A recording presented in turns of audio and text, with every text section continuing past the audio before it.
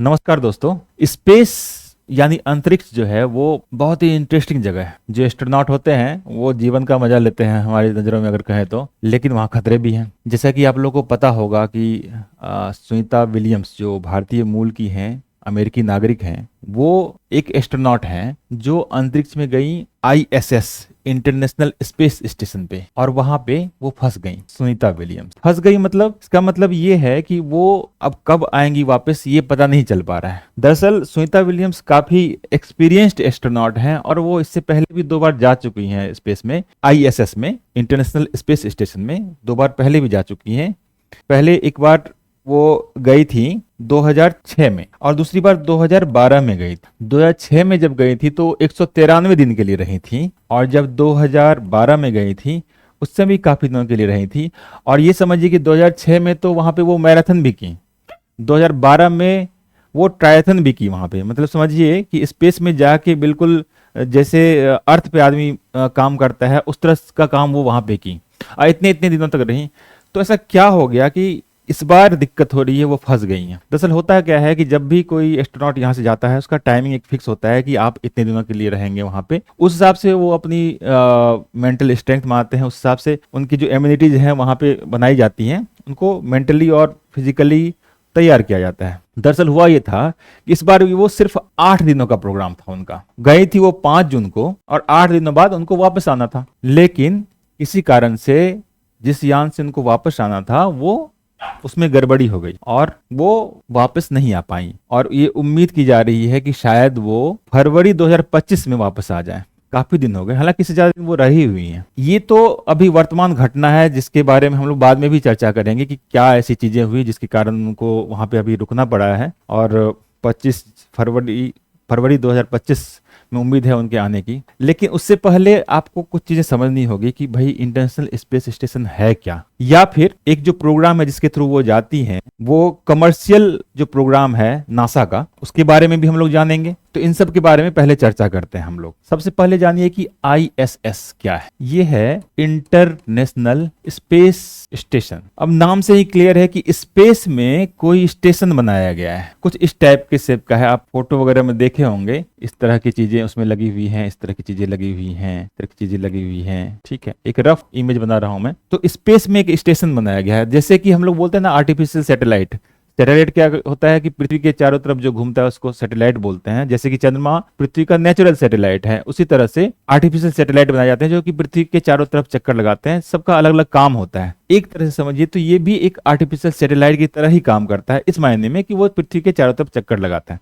लेकिन ये एक स्पेस में स्टेशन बनाया गया है जहां पे विभिन्न स्पेस क्राफ्ट के माध्यम से लोग पहुंचते हैं, वहां पे रुकते हैं, वहां पे अलग अलग तरह के काम करते हैं, रिसर्च करते हैं, जो कि रिसर्च यहाँ पे अर्थ पे नहीं हो सकता। क्यों? क्योंकि वहां पे जो इन्वायरमेंट है वो लो ग्रेविटी वाला है, इसलिए वहां पे अलग तरह के रिसर्च किए जा सकते हैं जो कि अर्थ पे नहीं, अर्थ के एनवायरनमेंट में नहीं किए जा सकते हैं। तो मैं आपको बता रहा था कि वो अब ये इंटरनेशनल क्यों बोल रहे हैं। दरअसल आईएसएस जो इंटरनेशनल स्पेस स्टेशन है वो 15 कंट्रीज का सम्मिलित प्रोग्राम है, जिसमें कि 5 स्पेस एजेंसियां जुड़ी हुई हैं। 5 स्पेस एजेंसी जुड़ी हुई है। अब कौन कौन सी 5 एजेंसियां मैं आपको यहीं पे बताता हूं। एक तो आपको पता होगा नासा के बारे में, ये यूएस की स्पेस एजेंसी है। ठीक है, क्या फुल फॉर्म हुआ? National aeronautical space agency. ये यूएस की स्पेस एजेंसी है। एक ये जुड़ी हुई है। दूसरा यूरोप की space agency ESA, European space agency. तीसरा कनाडा की कैनेडियन स्पेस एजेंसी। चौथा जक्सा, जापान की स्पेस एजेंसी। क्या फुल फॉर्म बोलेंगे? Japan aerospace exploration agency. ठीक है, और 5वां और लास्ट जो है वो पहला भी लिख देता हूं मैं यहाँ पे, वो है नासा। और 5वां रॉसकॉस्मोस, ये रसिया की स्पेस एजेंसी। मतलब 5 स्पेस एजेंसी जो कि 15 देशों से संबंधित है। ऑब्वियसली जो यूरोपियन स्पेस एजेंसी जो है उसमें और भी देश होंगे, तो 15 देशों किसका सम्मिलित प्रयास है इंटरनेशनल स्पेस स्टेशन, इसलिए इसको बोलते हैं इंटरनेशनल स्पेस स्टेशन। मैं आपको अभी बताया। अब समझ लीजिए कि आदमी में कितनी ताकत है। वो लगभग 70,000 किलो का कोई स्टेशन को जाके अंतरिक्ष में फिट कर दिया। अंतरिक्ष मतलब यहाँ पे देखिए, अंतरिक्ष क्या है? जो भी अर्थ के ऊपर का स्पेस हम बोल सकते हैं कि वो जो है अंतरिक्ष का पोर्शन है। अब उसमें अर्थ के आसपास ऑर्बिट क्या होता है? अर्थ है, उसके चारों तरफ घूमते हैं उपग्रह, तो ये उसका ऑर्बिट हो गया। ठीक है। तो ये कितनी दूरी पे जाता है इसके आधार पे उसका होता है कि लो अर्थ ऑर्बिट में है या वो हाई अर्थ ऑर्बिट में है। जो अगर नजदीक रहेगा तो वो लो अर्थ ऑर्बिट में रहेगा, लो अर्थ ऑर्बिट, और अगर दूर में है तो हाई अर्थ ऑर्बिट में रहेगा। तो मैं आपको बता रहा था कि ये लो अर्थ ऑर्बिट में है। एक दो टर्म मैं आपको और बताना चाहूंगा। एक तो कोई भी उपग्रह जो है वो चक्कर लगाता है तो ऐसा नहीं बिल्कुल गोल चक्कर लगाता है, वो थोड़ा सा वो अंडाकार समझिए, इलिप्टिकल चक्कर लगता है। वो जो नजदीक वाला जो पोर्शन होता है उसको पेरिगी बोलते हैं, और जो सबसे दूर वाला पोर्शन होता है अर्थ की तुलना में वो अपिजी बोलते हैं। तो जो हमारा इंटरनेशनल स्पेस स्टेशन है उसकी सबसे नजदीक की दूरी 412 किलोमीटर और सबसे दूर जो है वो 423 किलोमीटर। तो 70,000 किलोग्राम का कोई इंटरनेशनल स्पेस स्टेशन हमारे चारों तरफ, हमारे अर्थ के चारों तरफ चक्कर लगा रहा है 412 किलोमीटर ऊपर। वजन समझ सकते हैं, वजन से कितना बड़ा है ये समझ सकते हैं। यही नहीं, अगर बोलिए तो अगर इसकी लंबाई चौड़ाई बोलिए 73 मीटर की है और लंबाई 109 मीटर की, समझिए कि एक फुटबॉल का मैदान ऊपर चक्कर लगा रहा है, इतना बड़ा है। और यही नहीं, ये तो उसमें सारी फैसिलिटीज हैं। उसमें समझिए कि एक पूरा 6 BHK आपका घर है, 6 उसमें रूम है, 6 रूम है ना, 2 उसमें बाथरूम है, जिम है, सब कुछ है उसमें। और उसमें रहते हैं यहाँ के एस्ट्रोनॉट। सन 2000 से कोई ना कोई हमेशा उसमें रहा है। वैसे तो 7 लोगों के लिए जगह है, लेकिन नॉर्मली क्या होता है कि कोई स्पेस स्टेशन पे अगर किसी को जाना है तो किसी स्पेसक्राफ्ट के थ्रू जाएगा वहां पे, और वहां पे क्रू मेंबर शिफ्टिंग होती है। जैसे कि मान लीजिए बहुत सारे लोग रह रहे हैं वहां पे, 4-5 लोग रह रहे हैं पहले से, तो काफी दिन हो गया तो दूसरा कोई शिफ्ट कर गया वहां पे और वो लोग फिर वापस आ गए। तो नॉर्मली 7 लोग वहां के लिए जगह है, लेकिन कभी कभी कुछ लोग ज्यादा भी हो जाते हैं जब एक्सचेंज का टाइम आता है। तो ये इंटरनेशनल स्पेस स्टेशन के बारे में मैं बताया आपको, कितना जबरदस्त चीज है। वहां पे रिसर्च की फैसिलिटी सारी होती है। तो सवाल ये है कि वहां पे अगर इंटरनेशनल स्पेस स्टेशन है तो वहां पे लोग भी जाएंगे, तो लोग कैसे जाएंगे? वो जाते हैं स्पेसक्राफ्ट से। अब चलिए हम लोग बात करते हैं थोड़ा स्पेसक्राफ्ट के बारे में। जैसे अपना हवाई जहाज होता है, वो हम लोग को एक अर्थ पे ही दूसरी जगह जाना होता है, एक जगह से दूसरी जगह से हवा में उड़ के हम लोग पहुंच जाते हैं वहां पे। अब स्पेसक्राफ्ट क्या है कि हम लोग को स्पेस जाना है, अंतरिक्ष जाना है, ISS पे जाना है, मून पे जाना है, तो हम लोग स्पेसक्राफ्ट का यूज करते हैं। खास करके जैसे ISS की बात होती है, इंटरनेशनल स्पेस स्टेशन की, तो हम लोग इसके स्पेसक्राफ्ट से वहां पे जाते हैं। अब नासा जो है, सब देशों का अपना अपना स्पेसक्राफ्ट है। तो नासा में बताया कि US की स्पेस एजेंसी है। तो नासा क्या करती है, पहले करती थी, वो अंतरिक्ष में किसी को भेजना है तो वो अपना वो स्पेसक्राफ्ट तैयार करती थी, अपने रॉकेट तैयार करती थी और उसके माध्यम से भेजती थी। अब मैं 2 वर्ड यहाँ पे यूज किया हूं, एक रॉकेट, एक स्पेसक्राफ्ट। स्पेस कैप्सूल भी बोल सकते हैं इसको। एग्जाम्पल के तौर पे अगर ड्रैगन जो एक स्पेस कैप्सूल है, इसका स्पेस एक्स का, वो कैप्स इस तरह का शेप का होता है ना, इस टाइप के शेप, कैप्सूल के जैसा शेप रहता है, जिसमें कि लोग जाते हैं, लोग जाएंगे, कार्गो जाएगा, सामान सब, लोग रहेंगे तो वहां पे सामान भी यूज करेंगे, वो खाने पीने का सामान जाएगा, पानी जाएगा, सब कुछ जाएगा, क्योंकि वहां तो कुछ है नहीं ISS में। एक मैं बोला रॉकेट। रॉकेट क्या होता है? रॉकेट एक लॉन्च पैड होगा, एक रॉकेट होगा, ठीक है, उसमें अलग अलग मॉड्यूल होंगे, उसमें जो है हमारा कैप्सूल भी रखा होगा, ठीक है। एक तो इस तरह का स्पेसक्राफ्ट होगा जो सीधे वहां तक पहुंचेगा, ठीक है। तो अभी हम लोग कैप्सूल की बात कर रहे हैं। किसी रॉकेट के थ्रू, ये इसमें भी रॉकेट लगा हुआ है, मान लीजिए रॉकेट में फ्यूल भरा रहता है। रॉकेट एक तरह से हो गया आपका मोटरसाइकिल हो गया मान लीजिए, जिसके माध्यम से आप उस पर चढ़ के जाते हैं। तो रॉकेट के माध्यम से रॉकेट आपको बस वहां तक छोड़ने का काम करता है, ठीक है, और उसी में वो कैप्सूल लगा हुआ होता है। लेकिन स्पेसक्राफ्ट में अच्छी फैसिलिटी क्या है कि नॉर्मल रॉकेट में क्या होता है कि ये कैप्सूल लगा रहता है, रॉकेट हट जाता है। सैटेलाइट को भेजने के लिए हम लोग नॉर्मली रॉकेट का यूज करते हैं। स्पेसक्राफ्ट में फैसिलिटी ये रहती है कि उसमें फ्यूल इतना रहता है कि वो कहीं पे जाके फिर आ भी सके, क्योंकि अगर आदमी को कहीं भेजेंगे तो लाना भी तो पड़ेगा, ठीक है। तो रॉकेट बोले तो वो पहुंचाने का काम कर रहा है, लाने का काम कर रहा है, और उसके अंदर बैठने, जहां बैठ रहे हैं वो कैप्सूल हो गया, जो आपका स्पेसक्राफ्ट का जो जगह है वो हो गया।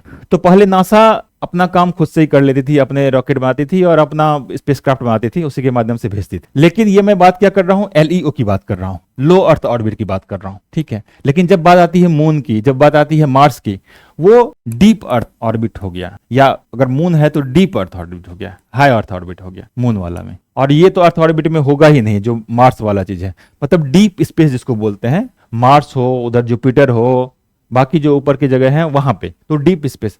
तो नासा सोची कि हम क्या करते हैं कि आईएसएस तो बन ही चुका है, वहां पे रिसर्च हो रहा है इंटरनेशनल स्पेस स्टेशन पे। हम क्या करते हैं कि लो अर्थ ऑर्बिट पे हम अपना ध्यान नहीं देते हैं, वहां पे लोगों को ले जाने के लिए, लाने के लिए हम उसको यूज नहीं करते हैं। हम क्या करते हैं, किसी प्राइवेट से कॉन्ट्रैक्ट कर लेते हैं, ठीक है। तो उसके लिए वो कमर्शियल क्रू प्रोग्राम चलाई, वो कमर्शियल क्रू प्रोग्राम ये किसने चलाया, नासा ने। क्यों, क्योंकि इन्होंने बोला कि हम फोकस करेंगे अपना डीप स्पेस पे, मार्स पे फोकस करेंगे, जुपिटर फोकस करेंगे, वहां फोकस करेंगे। लेकिन आईएसएस जो लो अर्थ ऑर्बिट में है, वहां पे अगर किसी को जाना, किसी को ले जाना है, लाना है, तो हम क्या करते हैं, प्राइवेट से ही कांटेक्ट कर लेते हैं।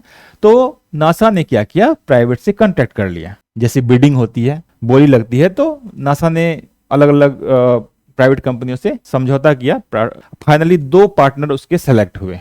कौन कौन, एक हो गया स्पेस एक्स। एलन मस्क का नाम सुने होंगे आप, काफी बड़े साइंटिस्ट भी हैं और बिजनेसमैन भी हैं, बहुत सारी कंपनियां हैं, और वर्ल्ड के सबसे धनी लोगों में से एक हैं एलन मस्क। उनकी एक कंपनी है स्पेस एक्स, जो स्पेस से रिलेटेड काम करती है, रिसर्च करती है, रॉकेट बनाती है या फिर कैप्सूल्स बनाती है, स्पेसक्राफ्ट बनाती है। और दूसरा बोइंग। बोइंग जो है वो बेसिकली जानी जाती है फ्लाइट्स के लिए, बड़े बड़े जो हवाई जहाज वगैरह जो होते हैं वो बोइंग कंपनी बनाती है। एयरबस वगैरह, बहुत बड़ा बड़ा हवाई जहाज सब वो बोइंग कंपनी में आती है, ठीक है। तो नासा ने इन दोनों कंपनियों से कॉन्ट्रैक्ट किया कि भाई आप लोग तैयार कीजिए लो अर्थ ऑर्बिट के लिए, इंटरनेशनल स्पेस स्टेशन के लिए एयरक्राफ्ट तैयार कीजिए, हम मेंटेनेंस देखेंगे उसका पूरा, मतलब मेंटेनेंस आप देखिए, लेकिन हमारे ही परव्यू में सब कुछ होना चाहिए।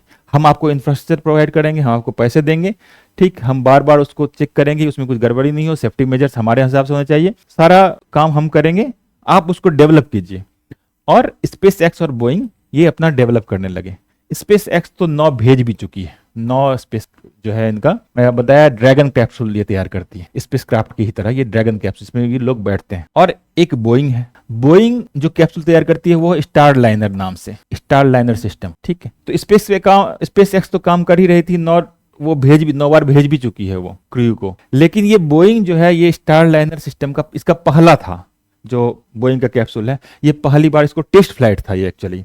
अभी मैं आपको इसको लिंक करता हूं, जो सुनीता विलियम्स की प्रॉब्लम जो हुई है। स्टार लाइनर का ये टेस्ट फ्लाइट था जो 5 जून को सुनीता विलियम्स को लेके गया है। और इस टेस्ट फ्लाइट के दौरान ही जब वो सेफली पहुंच तो गए आईएसएस पे, लेकिन वहां से आते समय कुछ लीकेज हो गई, तो नासा ने बोला नहीं, उस कैप्सूल से हम वापस नहीं लाएंगे, जान को खतरा है। इसीलिए अभी सुनीता विलियम्स आईएसएस पे ही है। और ये उम्मीद की जा रही है कि फरवरी 2025 में एलन मस्क की जो कंपनी स्पेस एक्स, उसका जो कैप्सूल है ड्रैगन के माध्यम से उनको फरवरी 2025 में लाया जाएगा। अब दिक्कत क्या हो रही है कि समस्याएं बहुत सारी चीज हो रही हैं। किस तरह की समस्याएं हो रही हैं, मैं आपको बताया कि इतने दिनों कोई रहेगा अंतरिक्ष में तो दिक्कतें तो होंगी। किस तरह की दिक्कतें होंगी, स्पेस में बहुत अलग अलग तरह का सिचुएशन बनता है, अलग तरह का एनवायरनमेंट बनता है। क्या क्या एक आदमी पे उसका असर हो सकता है ना, जिसके कारण यहाँ पे चिंता में है लोग कि भाई सुनीता विलियम्स को दिक्कत हो रही है वहां पे, और ऐसा ना कि वहां पे ऐसी जानलेवा कुछ गड़बड़ी हो जाए उसके साथ। तो ये दिक्कत क्यों हो रही है और क्या क्या दिक्कतें होती हैं, उसके बारे में अब हम लोग चर्चा करते हैं। तो इफेक्ट क्या क्या हो सकता है, एक तो हो सकता है कि एक्सटर्नल कुछ इफेक्ट हो, बताता हूं मैं एक्सटर्नल क्या होता है। हाँ, दूसरा हो सकता है कि आपका इंटरनल इफेक्ट। अब एक्सटर्नल की अगर बात करते हैं, हम स्पेस में है, आईएसएस कहाँ पे अटका हुआ है, लो अर्थ ऑर्बिट स्पेस में। अब यहाँ पे एक मैं इमेज के थ्रू इसको एक्सटर्नल वाले को आपको बताता हूँ। ये हमारा अर्थ है, ये हमारा वायुमंडल है, और यहाँ पे कहीं हमारा जो आईएसएस है वो है लो अर्थ ऑर्बिट में, ठीक। एक अगर आप लोग एनसीईआरटी या बच्चे क्लास की किताब पढ़े होंगे तो पढ़े होंगे कि वायुमंडल जो है हम लोगों का अलग अलग परतों में बटा हुआ है, डिपेंडिंग अपॉन हाइट और उसकी कैरेक्टरिस्टिक्स। तो एक होता है मैग्नेटोस्फीयर, सबसे ऊपर वाला जो पोर्शन होता है उसको बोलते हैं मैग्नेटोस्फीयर, काफी ऊपर में। कितना ऊपर, ये 7.5 लाख किलोमीटर समझ, ठीक है। मतलब वहां पे हवा नहीं के बराबर है, कुछ भी गैस वैस नहीं है। लेकिन इसकी एक खासियत दी है, चूंकि मैं नाम बताया मैग्नेटोस्फीयर है। इसकी खासियत क्या होती है कि सन जो है, सन हाइड्रोजन और ऑक्सीजन वहां पे जलते रहता है, पता है आपको। न्यूक्लियर फ्यूजन रिएक्शन हो रहा है वहां पे, 2 अणु जुड़ते हैं और हीलियम का निर्माण करते हैं। हाइड्रोजन और ऑक्सीजन मिलते हैं, हाइड्रोजन आपस में मिलते हैं और हीलियम का न्यूक्लियाई बनाते हैं। अब ये सन से कभी कभी क्या होता है, सोलर फ्लेयर्स उठते हैं, मतलब कहीं पे इंटेंस एक्टिविटी होने लगती है वो वाली। वो जब सोचिए कि जब सवेरा होता है, धूप होती है, धीरे धीरे हम लोग को गर्मी लगने लगती है, जबकि इतने ऊपर में। कभी किसी पर्टिकुलर पोर्शन पे अगर सोलर फ्लेयर हो गया तो वहां पे मैग्नेटिज्म, इलेक्ट्रोमैग्नेटिक जो रेडिएशन से बहुत ज़्यादा तेज हो जाती है वहाँ पे, वो जो कि कभी कभी अर्थ तक पहुँच जाती है, और अर्थ में भी जो खास करके जो कम्युनिकेशन डिवाइसेस हैं, कम्युनिकेशन चैनल्स हैं, उनको वो इफेक्ट करती है। लेकिन इसमें बहुत सारे तरह के रेडिएशंस भी होते हैं। जब हम इलेक्ट्रोमैग्नेटिक रेडिएशन की बात करते हैं तो बहुत तरह के रेडिएशंस होते हैं जो कि हमारे लिए हार्मफुल भी होता है। मैं बात कर रहा हूँ अब मैग्नेटोस्फीयर की। जब ये सोलर फ्लेयर्स होते हैं, सोलर विंड्स जब होते हैं, तो यहाँ तक जब वो आता है मैग्नेटोस्फीयर, तो अधिकांश जो बैड रेडिएशंस होते हैं जो कि अर्थ को इफेक्ट कर सकते हैं, उसको वो रिफ्लेक्ट कर देती है। तो हमारा अर्थ को बचाने में बहुत बड़ा योगदान है। और इसी मैग्नेटोस्फीयर जो है अब यहाँ पे तो रिफ्लेक्ट करी, कुछ मात्रा में वो नीचे भी आती है। अब नीचे है तो जो वायुमंडल है वो बहुत सारा चीज़ों को, बहुत सारे प्रोटॉन्स पार्टिकल्स जो होते हैं, जो इलेक्ट्रिक चार्ज पार्टिकल होते हैं, उसको एब्जॉर्ब कर लेती है। तो अर्थ पे इसका इफेक्ट बहुत कम होता है, अर्थ पे दिक्कत नहीं होती है। लेकिन अभी मैं क्या बात कर रहा हूँ, हमारा ISS कहाँ पे है? वो है इस जगह पे, वायुमंडल के ऊपर और मैग्नेटोस्फीयर के काफी नीचे। तो यहाँ पे ये रेडिएशन जो होते हैं, ये इलेक्ट्रिक सोलर फ्लेयर्स होते हैं, सोलर विंड्स होते हैं, वो खतरनाक ढंग से इफेक्ट कर देते हैं। कभी कभी ऐसी दिक्कतें होने लगती है यहाँ पे कि इन लोग को बहुत कम समय मिलता है उससे बचने के लिए। ये लोग क्या करते हैं, जैसे पता चलता है कि सोलर फ्लेयर्स आने वाले हैं, तो वो लोग छिप जाते हैं, जो मोटा मोटा जहाँ पे पोर्शन रहता है वहां पे छुप जाते हैं, ताकि उसका इफेक्ट कम से कम पड़े। और एक मैं आपको डेटा बताऊं, जो रेडिएशंस होते हैं इलेक्ट्रिक फ्लेयर्स वगैरह के, तो मिली रैड में भी नापते हैं और मिली सीवर्ट में भी नापते हैं। मतलब यहाँ पे जो रेडिएशन प्राप्त होता है ISS में। और एक चीज जानिए कि हमारा जो वायुमंडल है, या कोई फ्लाइट जो होता है कि वो वायुमंडल काफी ऊपर से चलता है, फ्लाइट जो जाती है काफी ऊपर से जाती है, वहां पे भी जो लोग रहते हैं, जो क्रू मेंबर्स होते हैं, जो पायलट होते हैं, उनको भी वो रेडिएशन फील होता है। लेकिन 12 घंटे में समझिए कि इनको सिर्फ 0.1 मिलीसीवर्ट रेडिएशन मिलता है। अगर कोई आदमी यहाँ इंडिया से जा रहा है US, काफी घंटे की 8, 9, 10 घंटे की फ्लाइट है, उसमें वो 0.1 मिली सीवर्ट का उसको रेडिएशन मिलता है। और ISS में एक दिन में वो 1 मिलीसीवर्ट मिलता है। समझ रहे हैं कितना गुना? 10 गुना ज्यादा वहां पे आपको रेडिएशन मिल रहा है। और ये रेडिएशन जो है वो कैंसर के लिए पर्याप्त। दरअसल एक रिसर्च हुआ था, एक स्कॉट कैली करके थे, ये एक एस्ट्रोनॉट। अच्छी बात क्या थी, इनका एक ट्विन ब्रदर था, जुड़वा भाई। स्कॉट कैली गए ISS में, काफी दिन रहे वहां पे। अब वहां पे रिसर्च हुआ ये उस समय कि उनका ट्विन ब्रदर, जिसमें कि जेनेटिक चीजें सेम थी, DNA सेम था, क्रोमोजोम सेम था, और स्कॉट कैली, दोनों के DNA में जब ये काफी दिन रहे अंतरिक्ष में ISS पे, तब देखा गया कि इनके DNA में काफी कुछ चीजें चेंज हो गई हैं। और फिजिकल अपीयरेंस में और उनके मसल्स में, उनके बोन्स में, उसमें भी काफी चीजें चेंज हो गई हैं। उस समय से ये पता चलने लगा कि कुछ ना कुछ दिक्कत होती है वहां पे। अभी मैं बताया कि एक एक्सटर्नल फैक्टर कैसे इफेक्ट कर रहा है। रेडिएशन इतनी ज्यादा होती है कि आपको कैंसर हो सकता है। आपका DNA, क्रोमोसोम, जो लिम्फोसाइट जो होता है, लिम्फोसाइट व्हाइट ब्लड सेल जो होता है, वो चेंज हो सकता है। अब लिम्फोसाइट का DNA और क्रोमोसोम चेंज हो गया तो आपको कैंसर तो वैसे ही हो गया, ल्यूकेमिया जिसको बोलते हैं।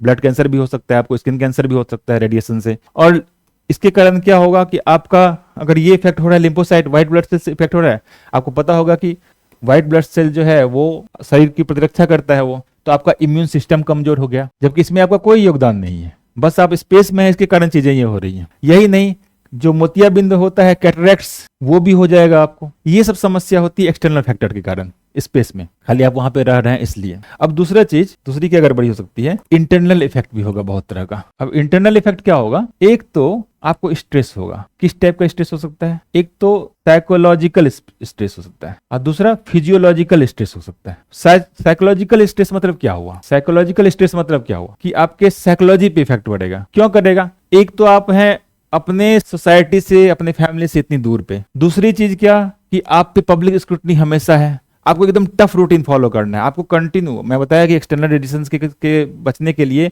या बहुत सारे बीमारियों से बचने के लिए उन लोगों को कंटिन्यू एक रूटीन फॉलो करना पड़ता है।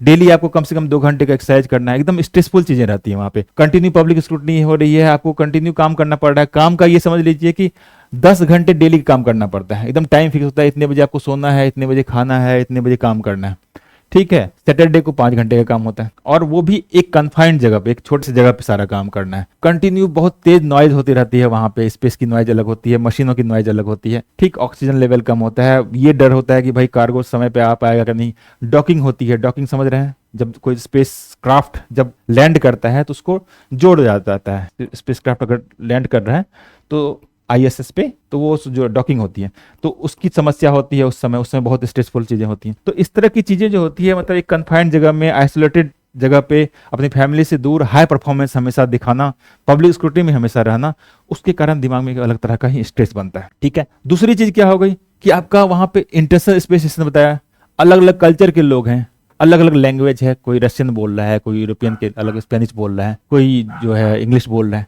अब अलग अलग तरह के लोग वहां पे हैं, तो कल्चरल डिफरेंसेस हो जाएगा, आपका लिंग्विस्टिक बैरियर्स हो जाएंगे, हालांकि उन लोगों को ट्रेनिंग दी जाती है। अब ऐसे में तो ऑब्वियस है कि समस्याएं तो होंगी। दूसरी चीज क्या होती है कि वहां पे माइक्रो ग्रेविटी होती है, मतलब ग्रेविटी बहुत कम होती है, ग्रेविटी बहुत कम होती है। अब ऐसे चक्कर में क्या होता है कि आपको बहुत कंफ्यूजन होने लगेगा। आप सोए हैं और आप पलट जाएंगे, सोए सोए पता चला घूम गए, है ना, स्विच किधर है, किधर सीधा है, किधर उल्टा है, ऑफ कब हो रहा है, ऑन कब हो रहा है, आपको पता नहीं चलेगा। आपका कंफ्यूजन बहुत ज्यादा होगा, आपकी कॉग्निटिव स्किल कम होने लगेगी, स्किल्स कम होने लगेगी। तो ये सब क्या हो रहा है कि साइकोलॉजिकल स्ट्रेस के कारण हो रहा है। अब फिजियोलॉजिकल स्ट्रेस भी है। फिजियोलॉजिकल स्ट्रेस मतलब बॉडी में जो स्ट्रेस आ रहा है आपका, उसके बारे में बात करते हैं। फिजियोलॉजिकल स्ट्रेस, अब फिजियोलॉजिकल स्ट्रेस में क्या होता है कि लॉन्ग, आप कहाँ पे हैं, आप अंतरिक्ष में हैं, वेटलेसनेस की स्थिति में है। वहां तो ग्रेविटी बोला माइक्रो ग्रेविटी है, नहीं के बराबर ग्रेविटी है।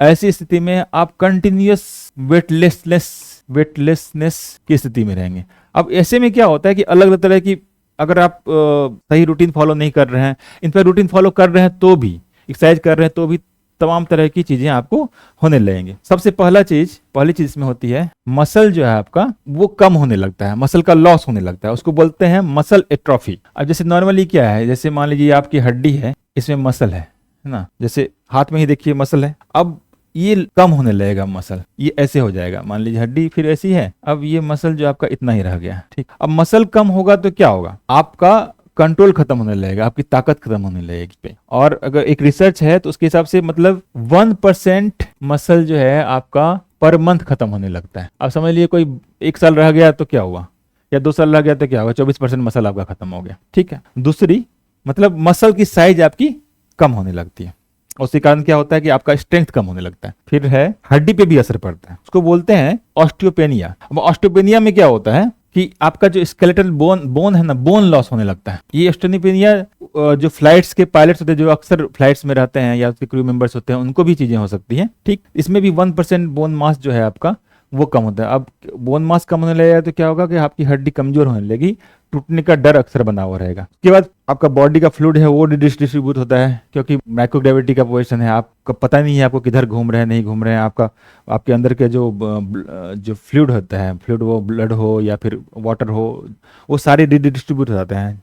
जहाँ ज्यादा होना चाहिए वहाँ कम हो गया, जहाँ कम होना चाहिए वहाँ ज्यादा हो गया। आपका कार्डियोवास्कुलर सिस्टम जो है, जो आप बोलते हैं ना कि हार्ट अटैक आता है, तो कार्डियोवास्कुलर, उसको बोलते हैं कार्डियोवास्कुलर। इसके लिए एक्सरसाइज भी करते हैं, कार्डियोवास्कुलर एक्सरसाइज, जैसे साइकिलिंग कर लिए, दौड़ लिए, सब आपका कार्डियो जो मतलब जो हार्ट जो है उसको स्ट्रांग करता है। तो कार्डियोवास्कुलर जो आपका ये है सिस्टम है, वो भी स्लो होने लगता है। बोला जाता है उसको फास्ट रखिए, उसको स्ट्रेंथ बना के रखिए। उसके अलावा एक बड़ी प्रॉब्लम होती है क्या कि आपका रेड ब्लड सेल जो है ये कम होने लगता है, तेजी से मरने लगता है। आपको पता है कि रेड ब्लड सेल जो है वो बॉडी के अंदर जो है नया नया बनता भी है और खत्म भी होता है, लेकिन बनने की दर ज्यादा होती है, तो इसीलिए कोई दिक्कत नहीं होती।